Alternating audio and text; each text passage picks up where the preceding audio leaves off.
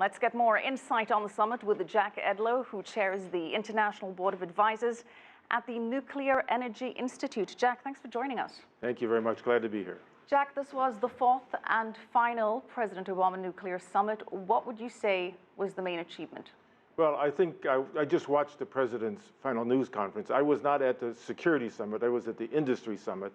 But I watched it, and I thought it was very useful that he found that there were progress being made, continues to be made. We've come a long way in the 6 years from the first summit. And I think also President Xi Jinping, in his 5 points, also indicated a path forward for these countries. I think it was quite useful. Russia conspicuously absent. Does this reduce the relevance?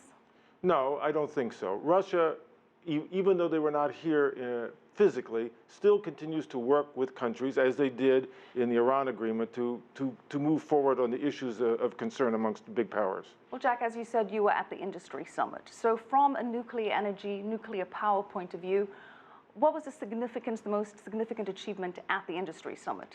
Well, thank you. I chaired the Board of Advisors, and I also was involved in many of the activities.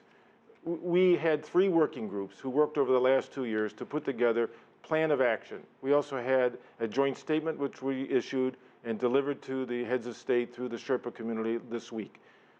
We have our own plan as the industry. Of course, we had security issues before the summit process, and we will have security issues after the summit process. We will continue to focus on these as the industry needs to, and we work together around the world. Our key issue is that of cybersecurity. That's very important, not just to our industry, but to all industries.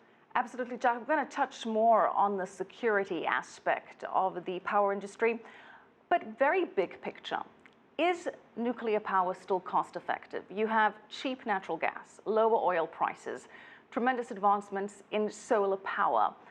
Given that it costs a lot to keep these facilities maintained and now secure, is it still a viable alternative to have nuclear power? Does it make economic sense? I think it does, because nuclear power, an investment in a nuclear power plant is at least a 60-year investment. I mean, these plants last a very long time, and perhaps even longer. They do require a lot of maintenance, though. That's correct. But you see, you have to replace windmills, you have to replace solar panels, everything needs replacement and maintenance as well. I believe that in the long run, nuclear power is economic.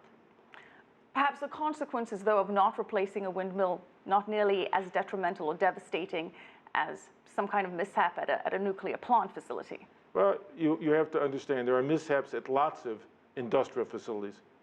You see refineries burn up, there are explosions. Tianjin, for instance, was a major industrial explosion. And so there are other things that happen. In nuclear power, there have been very, very few casualties, if any, from nuclear incidents. We'll focus on that a little bit later, but certainly China is big on nuclear power. China moving away from coal and fossil fuels and towards clean energy.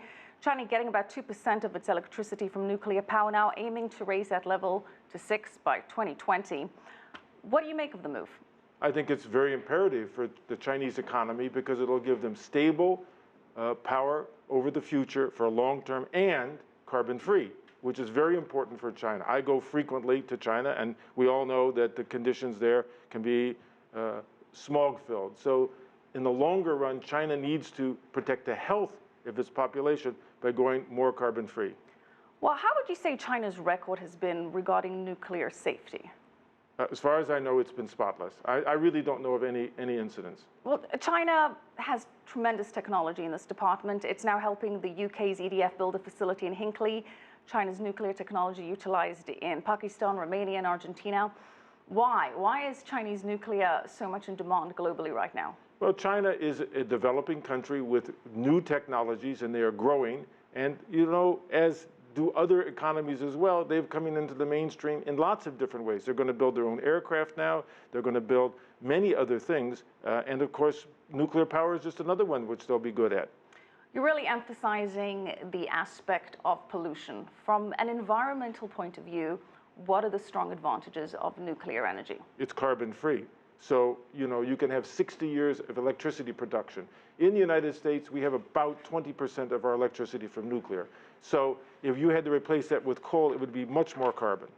Okay, many advantages, many disadvantages. We will touch on that in a little bit. Jack, stay with us. We'll have more with Jack Edlow, Chair of the Board of Advisors at the Nuclear Institute.